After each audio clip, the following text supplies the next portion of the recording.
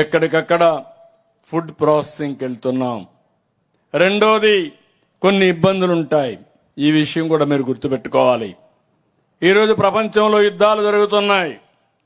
యుద్ధం జరిగినప్పుడు ఎక్కడికక్కడ లాజిస్టిక్స్ అన్నీ డిస్టర్బ్ అవుతున్నాయి. ఒకప్పుడు మన రాయలసీమలో పండించే అరటి దుబాయ్కి, గల్ఫ్ దేశాలకు వెళ్ళేది. ఇప్పుడు దానివల్ల కొంత ఇబ్బంది వచ్చింది. ఇక్కడ పంపించే మన దేశం నుంచి ఎగ్స్ అన్ని కూడా గల్ఫ్ విదేశాలకు పంపించేవారు. ఇప్పుడు అవి పోయే పరిస్థితి లేదు. ఇప్పుడు లోకల్ మార్కెట్లో అమ్మినప్పుడు ఆటోమేటిక్గా రేటు పైన ప్రభావం ఉంటుంది. అయితే మీరందరూ ఒకటి గుర్తుపెట్టుకోవాలి. ఈరోజు మనం చూస్తున్నాం, ఎల్పీజీ కూడా ఇబ్బంది వచ్చే పరిస్థితి వచ్చింది. కానీ ఎవరు కూడా ప్యానిక్ అవ్వాల్సిన పని లేదు. ఒక కేబినెట్ వేసాం, ఒక సబ్ కమిటీ పెట్టాం, ఎప్పటికప్పుడు పర్యవేక్షిస్తాం, వాస్తవాలు మీకు చెప్తాం. మిమ్మల్ని పూర్తిగా ఆదుకోవడానికి అటు కేంద్రం ఇటు రాష్ట్రం సిద్ధంగా ఉన్నామని మరొకసారి మీ అందరికీ విజ్ఞప్తి చేస్తున్నాను. సంక్షోభం చాలా జాగ్రత్తగా చేయాల్సిన అవసరం ఉంది. నేను ఎప్పుడు కూడా ఏ క్రైసిస్ వచ్చినా ఆ క్రైసిస్ ను కూడా ఒక అవకాశంగా మార్చుకుని ఇబ్బంది లేకుండా చేయడం ఈ ప్రభుత్వం యొక్క ప్రత్యేకత అని చెప్పి కూడా నేను మీకు తెలియజేస్తున్నా. అందుకనే ఇది ఒక మనకు ఓసారి మనం ఎన్ని మంచి పనులు చేసినా మనకు తెలియకుండా బయట వాతావరణం, బయట పరిస్థితులు మనల్ని ప్రభావితం చేస్తాయి. అలాంటి యుద్ధ పరిణామాలు కూడా మనకు ఇబ్బంది కలిగిస్తున్నాయని చెప్పి కూడా నేను మీకు తెలియజేస్తున్నా. ఏదేమైనా మనం ధైర్యంగా ఫేస్ చేయాల్సిన అవసరం ఉంది. సమర్థవంతంగా ఎదుర్కోవాల్సిన అవసరం ఉంది. ఇంకొక పక్కన ప్రభుత్వం కూడా మద్దతు. నేను 5 ప్రిన్సిపల్స్ పెట్టుకున్నాను. ఒకటి, నీటి భద్రత. ఈ ప్రాంతంలో చింతలపూడి కూడా రావాలి. చింతలపూడి ప్రాజెక్టు లిఫ్ట్ ఇరిగేషన్ వస్తే కొన్ని లక్షల ఎకరాలకు నీళ్లు ఇచ్చే పరిస్థితి వస్తుంది. మెట్ట ప్రాంతాన్ని ఆదుకునే పరిస్థితి వస్తుంది. తొందరలోనే ప్రారంభించి ఈ ప్రాజెక్టును కూడా పూర్తి చేసే బాధ్యత ఈ ప్రభుత్వం తీసుకుంటామని హామీ ఇస్తున్నాం. 2 డిమాండ్ ఆధార పంటలు, అగ్రి టెక్, ఎక్కడికక్కడ టెక్నాలజీ ఉపయోగించడం, ఫుడ్ ప్రాసెసింగ్, ప్రభుత్వం ఇచ్చే మద్దతు 20,000 ఇచ్చాం. గిట్టుబాటు ధర రాకపోతే ఆదుకుంటున్నాం. మీరు పండించిన వరి ధాన్యాన్ని కొని సకాలంలో డబ్బులు ఇచ్చాం. ఇలాంటివన్నీ చేసి ఈరోజు మనం ముందుకు పోతున్నాం.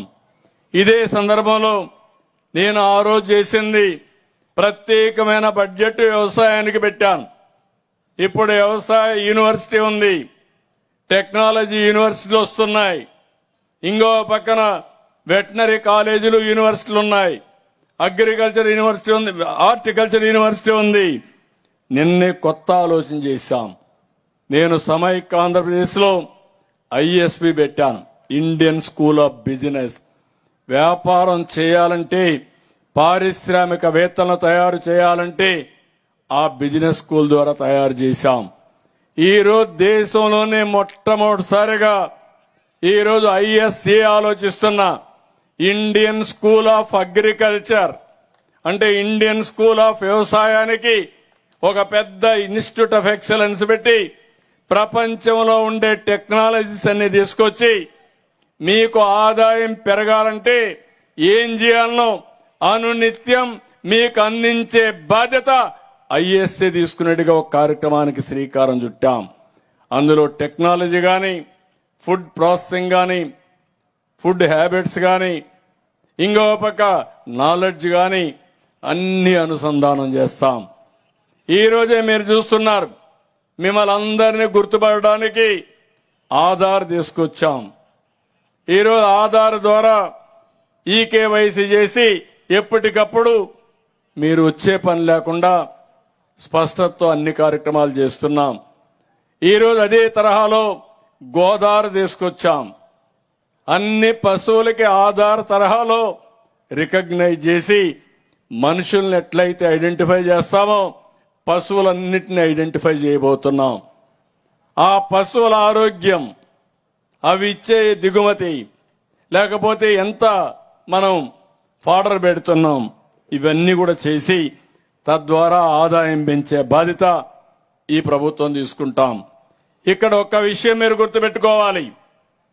ఈరోజు మీరు చూస్తే రాష్ట్రంలో ఎక్కువ ఆదాయం వచ్చేది వ్యవసాయ రంగంలో, డైరీ, పౌల్ట్రీ, లైవ్ స్టాక్ లో వస్తుంది. రెండో ఆదాయం అక్వాకల్చర్కి వస్తా ఉంది. అదే సమయంలో హార్టికల్చర్కి వస్తా ఉంది. దగ్గర 60-70% భూమి వ్యవసాయం చేస్తున్నాం. వ్యవసాయం 4వ ప్లేస్, చాలా తక్కువ ఆదాయం వస్తుంది.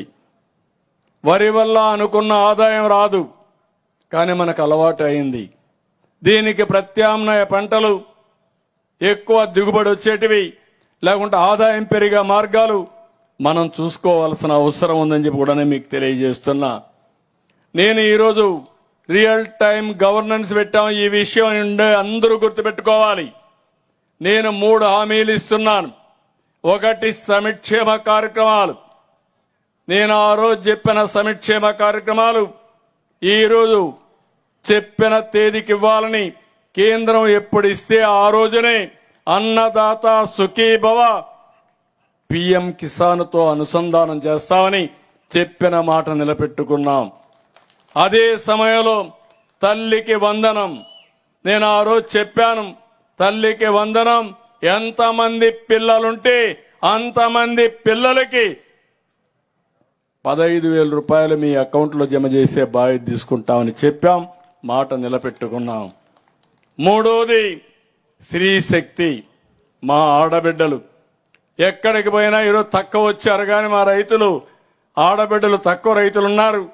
కానీ ఎక్కడికి పోయినా ఈరోజు చూస్తే జల్సాగా ఎవరిని అడిగే పని లేకుండా ఆర్టీసీ బస్సుల్లో ఫ్రీగా మీరు ప్రయాణ సౌకర్యం ఏర్పాటు చేసిన ప్రభుత్వం ఈ ఎన్డీఏ ప్రభుత్వం అని చెప్పి కూడా నేను మీకు తెలియజేస్తున్నా. ఒకప్పుడు తల్లిని చూడాలంటే భర్త పర్మిషన్ కావాలి, బిడ్డ డబ్బులు ఇవ్వాలి. ఇప్పుడు ఎవ్వరి పర్మిషన్ అవసరం లేదు. కూతుర్ని చూడాలంటే, తల్లి పోవాలంటే కష్టం. ఎవరైనా ఉద్యోగం చేస్తే వాళ్లకు ఇబ్బందులు. ఈరోజు స్త్రీ శక్తి వల్ల చాలా మందికి మీకు వెసులుబాటు వచ్చింది. యాక్సిడెంట్లు తగ్గాయి. మహిళలు సురక్షితంగా ప్రయాణం చేసే పరిస్థితికి వచ్చారు. దీపం కింద 3 సిలిండర్లు ఇస్తామని చెప్పాం.